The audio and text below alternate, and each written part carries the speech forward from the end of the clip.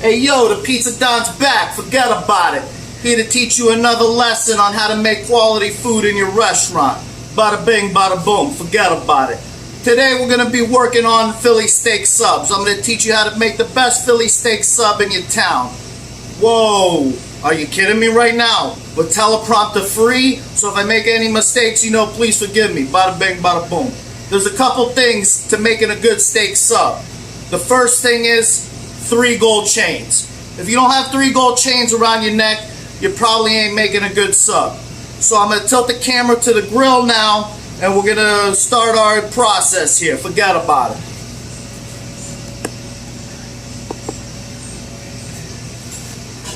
Come over to the grill here like this. Make sure we're on the grill. Bada bing.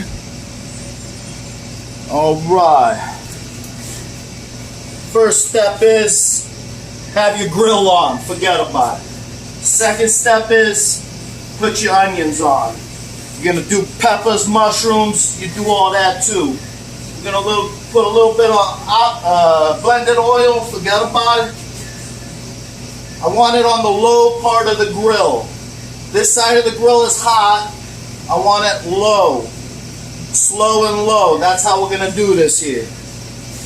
Alright, we got the onions working. I'm going to go ahead and grab my steak. We use sirloin. I'm going to try ribeye soon, but I love this sirloin.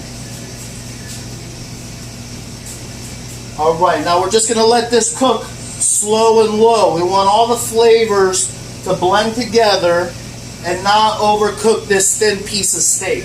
That's the problem that most people do. They're in a hurry and they're rushing. And I tell people, I'm not Russian, I'm Greek. You know what I mean? So I go slow. You put it on the hot side, you're going to cook it fast. It's going to be tough, rubbery, all that stuff. This is Tender City over here. I'm bringing in Flavor Town for free tonight.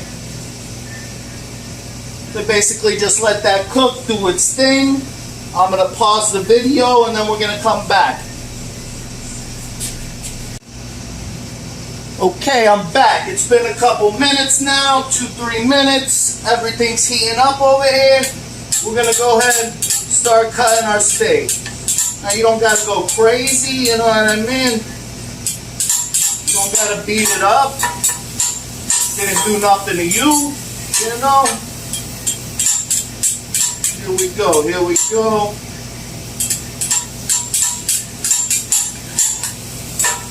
And when you cook it slow, all that connective tissue and stuff just melts real good, and it's just super tender, you know what I mean?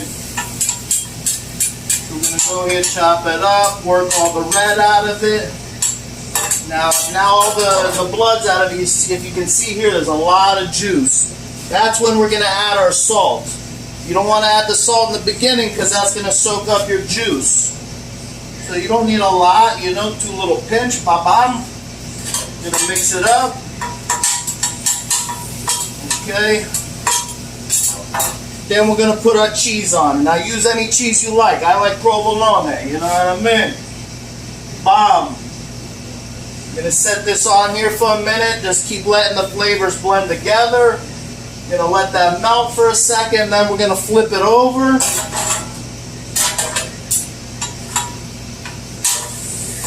Okay, let that cheese cook into the grill and absorb all the flavors.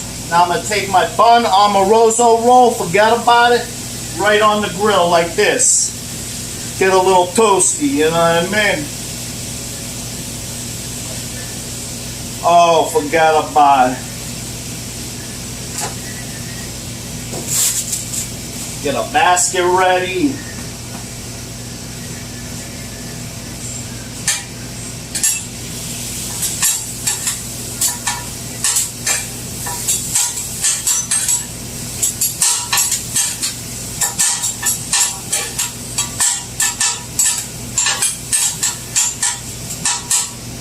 Okay, now you see it's all melted nice, soaking up that juice. Now depending on how you like it, I like to come put it like this for a second.